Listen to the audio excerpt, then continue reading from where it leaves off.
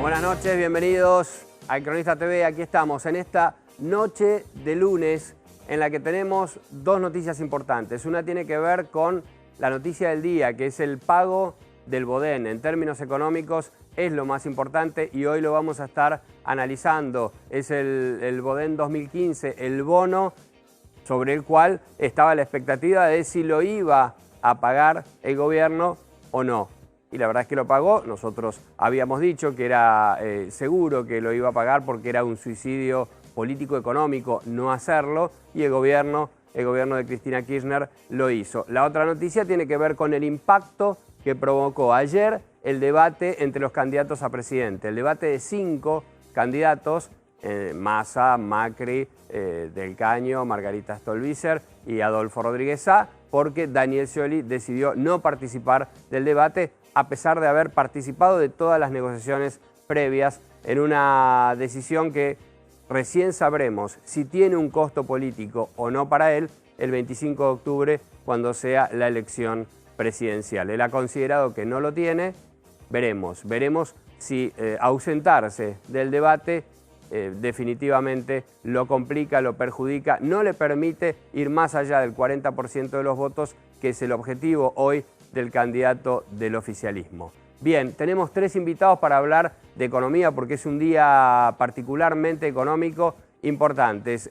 Los invitados nuestros hoy son 2 de ellos economistas y una de ellas es periodista especializada en temas económicos, es Cecilia Bouflet, y los economistas Matías Tombolini y Martín Tetaz. Son comunicadores muy buenos, los vemos habitualmente en los medios y por eso aparte decidimos invitarlos. Escriben muy a menudo en El Cronista, los conocemos, sabemos de la solidez y de lo que saben de lo que está sucediendo en términos económicos en la Argentina. Vamos a charlar con ellos del Bodén, de la inflación y sobre todo de la perspectiva económica que viene para la Argentina después de la elección del 25 de octubre. Bueno, muy bien, seguimos aquí en El Cronista TV. Matías, Cecilia, Martín, gracias por estar acá con nosotros. No, gracias por invitarnos. Bueno, vamos a empezar. Hablábamos de las reservas. ¿Se queda sin reservas la Argentina? ¿Se queda sin reservas el Banco Central? ¿Nos quedamos sin reservas para este periodo que aparte es complicado porque tiene la elección en el medio, el nuevo presidente, todo un desafío para el año próximo? Cecilia, ¿nos quedamos sin reservas? Y sin reservas no nos quedamos técnicamente, sin embargo es un periodo muy complicado y mucha tensión. Hoy a la tarde estaba con un empresario muy, muy importante en la Argentina y él me decía que tiene trato bastante fluido con Axel Kicillof y dice que Kicillof en la última semana mostró un nivel de nervios y de tensión nerviosa que hace tiempo no mostraba y que les dijo claramente que el flujo para los dólares de importación queda cerrado prácticamente a cero de acá a el 25 de octubre por lo menos, ¿no? Claro, llegan con lo último, ¿no? Claro. Con el último. Martín, ¿coincidís con la presidenta? ¿Se cerró el último capítulo del endeudamiento? No, en realidad cambió mucho la calidad de la deuda, ¿no? Ese es lo que todo el mundo sabe, tiene muy claro. Lo que hizo el gobierno fue tomar mucha deuda por ejemplo, hay una letra del Banco Central con la cual se le pagó al Fondo Monetario 9.500 millones de dólares, que ahora se lo debemos al Banco Central. Claro. Paga Dios, ¿no? Por supuesto. Y así hay fondos del ANSES que se utilizaron para pagar deuda. Entonces cambió un poco la composición. Y queda una gran incógnita, que es cuánto finalmente va a ser lo que se metió bajo la alfombra, que es la cuestión de los holdouts, ¿no? Está bien. Ahora digo, ¿no es mejor, vos hablás del pago al Fondo Monetario de 2005? 2006, claro. De 2006, digo, 2006 el de Néstor Kirchner. Exacto. Digo, ¿no es mejor deberle al Banco Central que deberle al fondo o deberle a un banco extranjero? No necesariamente, porque ahora tenés que salir a recomponer reservas y vamos a tener que hacer una colocación, seguramente el Bonar 2020, donde vamos a pagar 9%, las colocaciones que se hicieron hace 2 o 3 meses, cuando se recuperaron casi 3.000 millones entre los 1.500 de YPF y los 1.500 del Tesoro, también fueron a una tasa cercana al 9%. Entonces, entre endeudarte finalmente al 9% y endeudarte al 2, al 3%, la verdad que no parece ser muy razonable. Claro. ¿Cuánto es la reserva real? La reserva real del Banco Central hoy. Y hoy por hoy es imposible, está en torno de los 14.000 millones. Yo lo que creo, volviendo al tema de lo que planteaba Martín, Yo sí creo que es mejor deberle al Banco Central que al Fondo Monetario Internacional. Ajá. Sin duda, porque me parece que la Argentina ahí ganó grados de libertad en la determinación de su propia política macroeconómica. Ahora, el tema es qué pasó después.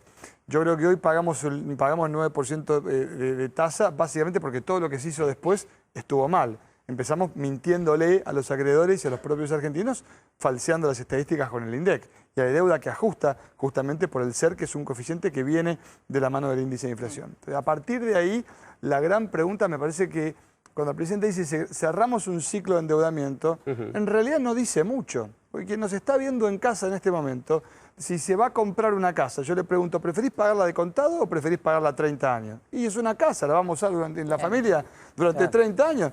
No, digamos, deber no necesariamente es algo malo. El tema es que no se afanen lo que piden prestado, que esa es otra discusión. Sí, o lo que debes te termine comiendo tus propios ahorros, tu propio capital, o no te deje vivir la diaria, digamos. De todos modos, también hay un mito ahí con el tema del Fondo Monetario. Yo tengo una diferencia ahí con Mati porque creo que está exagerado el rol que tiene el Fondo Monetario cuando vos tenés la disciplina fiscal que tenía Argentina en el 2006. Es decir, ¿qué política hizo el gobierno en el 2006, 2007, 2008, 2009 mientras tenía solvencia fiscal que no podría haber hecho si hubiera estado recibiendo financiamiento del fondo? Y yo lo tomo, digo, desde el punto de vista humano. Es como si debieras un crédito hipotecario, ¿no? Por ahí en algunos momentos financieros, digamos, es mejor tener la deuda y pagar el crédito que no tenerla, digamos, es más barato. Claro, pero como... uno prefiere no tener la deuda en la cabeza y pagar, aunque a veces pagar toda una deuda termine siendo un mal negocio financiero. Claro, y además un mal negocio financiero desde el punto de vista, lo pensamos cuando tomamos deuda personalmente o en el hogar, en la casa, digo, claro, si uno esa deuda la está tomando para capitalizarse, para aumentar el valor de tu país, finalmente era una buena deuda. La cambiaste para después terminar tomando deuda a tasa mucho más alta. No, además, sigo sin coincidir. Hay que hacer una diferencia importante entre pagar deuda con superávit fiscal, por eso respecto a la presidenta la declaración de hoy es parcialmente cierta, ¿no? Chequeado le daría un inexacto o engañoso, ¿no? Porque realmente una cosa es pagar con superávit fiscal y otra cosa es pagar cambiando las figuritas. Pagar con superávit fiscal obviamente es algo que gana holgura el gobierno, que por supuesto gana margen de maniobra, que hace que ganes en términos de soberanía económica. Pagar cambiando las figuritas debilitó mucho la posición del Banco Central, arruina la posibilidad de hacer política monetaria y hoy estamos en un momento en el cual la potencia de la política monetaria en Argentina es nula. Está bien. Matías, ¿cuál es para vos el valor del dólar con este nivel de reservas que tenemos actual? A mí me parece que, digamos, la pregunta es la pregunta desde el punto de vista de las expectativas. Tenemos un especialista en ese tema. Yo hay una cosa que estoy seguro que es cuál no es el valor del dólar. No es 16. ¿Cuál no es? No es 16, pero tampoco es 9.40. Entonces, 9.40 obviamente es un valor que, si fuera coherente, Ceci no hubiera dicho al principio, el empresario me dijo, olvídense de los dólares para las importaciones. Claro. Porque ahí hay una contradicción en lo que dice la presidenta. La presidenta dice, Argentina tiene el salario mínimo vital y móvil más alto de la región en dólares. Sí. Si somos tan ricos, no, a dólar oficial. Si somos tan ricos, ¿cómo no están explotando las importaciones en la Argentina? ¿Cómo no le compramos mucho al mundo? Bueno, obviamente porque ese dólar está artificialmente pisado. ¿Qué es lo único que podemos importar?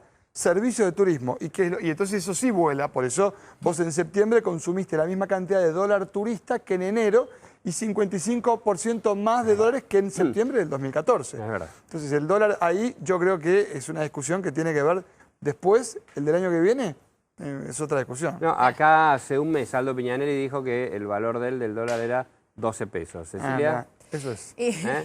Y mira, los 5 dígitos oscilantes del amigo Tommy, ¿no? De Tommy, claro. Y bueno, pero la verdad es que lo que es cierto es que nadie considera que 9,35, 9,40 sea un dólar real.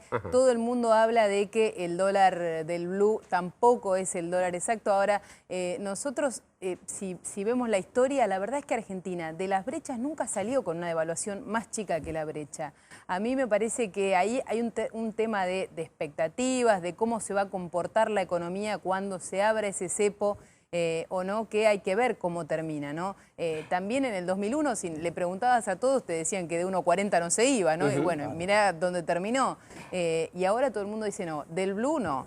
va abajo del blue, va a terminar una devaluación. Yo creo que a eso falta mucho para ver ese resultado. ¿La devaluación, hay que Martín, pensar un poquito ahí. inevitable? Sí, eso es absolutamente inevitable. La discusión es a cuánto. Hay que pensar un poco ahí en el tema de la historia del dinero, ¿no? Muy sucintamente. Cuando uno piensa, dice, las primeras formas de dinero no eran dinero fiduciario, no eran estos papelitos pintados que todos creemos que vale algo, cuyo valor depende de la confianza. Eran dinero mercancía, lo que se comita llamamos dinero mercancía. Metales preciosos acuñados. Esto pesa tanto, por eso la palabra peso, ¿no? Esto pesa tantos gramos, esto pesa tanto. Entonces, cuando empezaron a aparecer la forma de dinero fiduciario, las primeras formas de dinero fiduciario eran absolutamente convertibles. O sea, este papelito pintado vale por tantos gramos de oro. Entonces, en la medida que a vos se te rompe la confianza en la moneda, en la medida que tenés un nivel inflacionario tan alto, empieza a aparecer la relación, lo que los economistas llamamos el dólar cobertura. El dólar empieza a tener un valor que tiene mucho más que ver con la relación de convertibilidad que con el valor, o mejor dicho, el peso pasa a tener un valor que tiene más que ver con la relación de convertibilidad que con el valor fiduciario que podría tener el peso. Y ahí es donde aparecen los problemas, porque con el número que recién comentaban las chicas, bueno, estamos en un dólar cobertura hoy que prácticamente a 18,70, pero todos los analistas calculan que va a recomponer buena parte de esta pérdida de reservas, por lo menos la mitad. O sea que si las reservas quedan entre 2.500 y 3.000 millones, es un dólar cobertura de 18. El paralelo, lo que 16 que está ahora, a 18, lo único que lo va a frenar, si no hay una recomposición rápida de reservas, es la confianza en que venga un nuevo gobierno y gente que sabe que, como decía Mati, y yo coincido en eso, el dólar libre va a ir a un lugar más intermedio y entonces que la gente diga, che, no me voy a clavar comprando un dólar de 17 y después liberan al valor del contado con liqui a 14. Sí, o una combinación de búsqueda de financiamiento externo, la señal de Urtubey que conocimos el fin de semana, sabiendo que hay allí alguna conversación de emisarios del sionismo en Nueva York como para empezar a tratar de dibujar una diagonal que permita resolver el problema de los buitres, los holdouts, es una señal. Y por otro lado está el tema de las retenciones. O sea, vos tenés una relación que tiene el tipo de cambio y la presión fiscal. Claro. Entonces, si vos le levantás presión fiscal a las economías regionales y al campo, el tipo de cambio tampoco necesitas que se te vaya tanto para arriba. De hecho, podrías moverlo mucho menos levantando presión fiscal. Pero si levantás presión fiscal, juntás menos plata. Entonces tenés que gastar menos plata. Y ahí viene la gran pregunta. ¿Quién está dispuesto a subir el valor del tren, o del boleto colectivo, o de la luz? Y esa no te la responde nadie. Ahí es donde quería ir. ¿Vos crees que la economía va a tener incidencia en el resultado de la elección del 25 de octubre? Yo creo que sí, y habrá que ver qué es lo que sucede si hay segunda vuelta. Pero sin lugar a dudas hay una incidencia que hoy por hoy no necesariamente es negativa. Porque la realidad es que están piloteando la cosa como para que llegue hasta diciembre con cierto nivel de restricciones, pero sin que la cosa explote. Entonces, en ese contexto, yo creo que cuando la gente va a votar, es cierto que va a poner el voto y decir, está bien, todo muy lindo, pero estoy pagando la licuadora, pero tengo el crédito, pero tengo el 12 cuotas de la heladera, pero... Y eso también influye. Cecilia, ¿crees que favorece hoy más a Scioli que a Macri o a Massa? No estoy tan segura de que lo favorezca, pero creo que el gobierno ha logrado de alguna manera llegar con la soga al cuello, con el agua al cuello, pero llegar justo a las elecciones sin la explosión. Y como la lectura era la explosión y eso no ocurrió, me parece que termina mostrando como un éxito que la economía no explota, ¿no? Claro, el plan era llegar, Claro, llegar con lo último, pero llegar. Pero llega. Martín. Le va la vida en lo que pase con el dólar, que tiene mucho que ver con la recomposición que haya de las reservas o no en los próximos días, porque sobre todo si el escenario es un escenario que no se resuelve el 25, sino que termina en noviembre, y entonces se estira un poco más la situación esa, hay un valor del dólar, no quiero ser en esto, quiero decirlo con cuidado, hay un valor del dólar que le hace perder las elecciones al gobierno. Hoy más que la economía lo que importa son las expectativas que tiene la gente sobre la economía. Esa famosa frase de Clinton, ¿es la economía estúpida o no? Claro. Es la percepción de la economía estúpida, sería la corrección, ¿no? Claro. Porque cuando vos mirás el indicador de Ditela, por ejemplo, de confianza del consumidor, venía con una levantada fenomenal, todo lo que pudo aguantar el dólar frenado. Claro. Desde que el dólar se empezó a ir en el último mes, otra vez se cayó el índice de confianza del consumidor, y el misterio es, la gente forma expectativas en Argentina mirando el precio del dólar, por la historia, por otras razones que otro día charlamos en el programa. Ahora, en función de eso quiere decir que si el dólar se dispara, y esa es la desesperación del gobierno, por eso ahora de mantenerlo controlado, que fue las maniobras que tuvo antes con la Comisión Nacional de Valores, las versiones que hay respecto de las aseguradoras. La batalla está en la mente de los votantes. Y la batalla en la mente de los votantes hoy tiene un nombre y apellido y es el dólar. Claro. ¿Quién es el candidato, viste ayer el debate, Matías, el candidato mejor preparado en términos económicos? A mí me parece que los principales candidatos presentaron un conjunto de propuestas. A mí me pareció, primero, lamentable que no vaya Scioli, después recontra lamentable que la televisión pública no lo transmita, y después flojísimo el nivel del debate. A mí, si yo, en la facultad estaban todos para un 4, digamos. No había estudiado ninguno, no había ninguno con potencia discursiva, digamos, una propuesta, algo distinto, algo diferente. La verdad que en ese sentido, puede gustarte o no, pero por lo menos desde lo discursivo, no como gestora, como decíamos fuera de micrófono, pero que Cristina le pasa el trapo a los 6, lejos, porque la verdad que uno veía, diciendo la verdad o no, pero no hay sustancialmente un cambio. Yo esperaba bastante de Massa, como mucho más agresivo para con Macri, y yo lo vi como condescendiente, ¿no? ¿Cómo lo viste, todo en el aspecto económico. No, me parece que estuvieron todos muy cuidadosos ahí. Creo que en los términos del debate me parece que Massa ganó algo más que Mauricio Macri, pero el que más ponía en riesgo era Macri, ¿no? Ahí Massa cuenta en privado esta idea de que él está con el teorema de Baglini, ¿no? Él tiene todo para jugar, es el que menos tiene para perder. Sí, ayer Massa no margen de maniobra, digamos, pero no sucedió esto de que le arrebató el lugar o se proyectó para sacarle a Macri el lugar del que el desafiante de Scioli. Exactamente, no logra consolidar ese lugar, no se logra instalar en la cabeza de la gente en ese lugar, y ayer era una oportunidad que la dejó pasar. ¿Se lució más que Macri? Me parece que sí, me parece que estuvo mejor. Sin embargo, no logra capitalizar eso como para transformarse en un potencial segundo, ¿no? Martín, ¿y Scioli cómo lo ves preparado económicamente? Cuando habla de economía, el desarrollo... Hasta que dijiste preparado era fácil la pregunta. No lo veo preparado para nada. No lo veo preparado. Lamentablemente es mala la preparación en economía de todos los candidatos. En Scioli en particular es mala la preparación en general. De ningún tema lo escuché hablar a Scioli.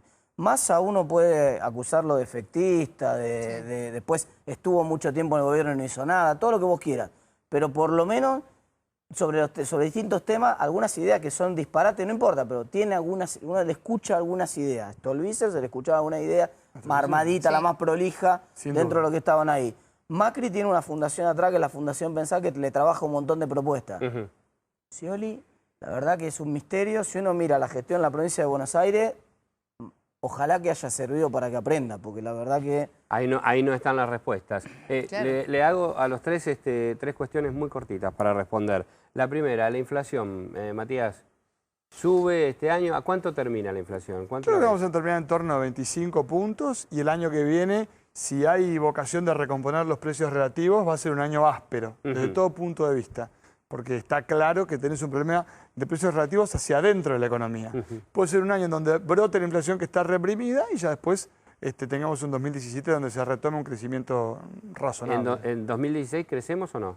Yo creo que va a ser un año áspero. Áspero es que vamos a estar... Como yo siempre digo, yo soy de River, vos hace mucho que no pasás por esta instancia, nosotros nos fuimos a la B hace poco. Pero para volver a la A, tuvimos que jugar con Desamparado de San Juan y tuvimos que jugar. El tema es que ningún candidato le dice a la gente, miren muchachos, la luz barata, el gas barato, el bondi barato, no pagar ganancias, no tener inflación y seguir viajando a Miami, todo no se puede. O sea, hay que jugar con Deportivo Desamparado de San Juan para volver a la A. Nadie lo plantea. Nadie lo quiere plantear. Inflación y crecimiento para el año que viene. Inflación me parece que este último trimestre es clave, ¿no? Es clave qué es lo que va a pasar, y del dólar controlado o no, el blue controlado o no, va a depender un poco de eso. Me parece que el primer trimestre del año que viene también va a ser una ecuación muy difícil políticamente para el próximo presidente, esa cuenta de cuánto se devalúa, cuánto se va de esa devaluación a inflación, cuánto tenés que negociar con los gremios para que no se traslade todo a paritaria. Yo creo que el año que viene no crecemos, y eso es lo que nadie nos cuenta, ni en el debate ni afuera del debate. Martín. Sí, me gustaba el final de Cecilia, porque me parece que ahí la metáfora es la metáfora de la bomba. Pero no la bomba en el sentido explosivo, que todo el mundo se está imaginando, esto quiere decir otro agorero que cree que esto vuela por los aires. ¿Viste en las películas cuando ponen la bomba que tiene el cablecito verde, el rojo, el amarillo, y siempre viene un tipo y dice, cortá primero el azul, cortá segundo el verde, y transpiran los tipos y se la juega y corta el rojo y el reloj para en 0-1? ¿Viste? Bueno, La clave ahí es el timing. ¿Qué cosa se hace primero? ¿Qué se corrige? O sea que hoy pensar cuánto va a haber de inflación y cuánto va a haber de crecimiento es una tómbola porque depende de quién gane y de qué cablecito corte primero. Si controlan primero el fenómeno, apuntan a controlar primero el fenómeno de inflación, la corrección de los precios relativos, después se libera el tipo de cambio y la sensación es que el tipo de cambio alcanzó un equilibrio rápido, digamos, Sí. en los primeros 30 días de gobierno el precio del dólar ya alcanzó el punto más alto y ahí empieza el retroceso, es probable que haya baja inflación el año que viene, paradójicamente. ¿Un consejo para el próximo presidente? Que se rodee de gente racional y que termine con el populismo de hacerle creer a la gente que podemos tener salarios en dólares que crecen al 20% anual, que es divino, ¿eh? Lo hicimos en los 90, salió mal, lo hicimos en los 70, salió mal, Sí. hay que parar, lo hicimos ahora y está saliendo mal. Un equipo. Cecilia, ¿un consejo para el próximo presidente? No, yo creo que no va a ir por la economía, que el principal consejo es bajar el nivel de conflicto, que la sociedad necesita un remanso con respecto al nivel de Más conflicto. institucional que económico. Exacto. Matías, ¿un consejo para Que el se haga próximo cargo y presidente? que convoque a los demás, que escuche al resto de las fuerzas políticas y que construya consensos de largo plazo y no votadoras o escribanías en el Congreso que solo sirven para ganar una votación, hacer una ley, pero no para los próximos 20 años. Me gustó, más institucional que economicista. En definitiva, la Argentina está necesitando un poquito de cambio de aire en cuanto a lo institucional. Martín Tetaz, Cecilia Bufflet, Matías Tombolini, gracias por estar con nosotros. Gracias. Gracias por invitarnos.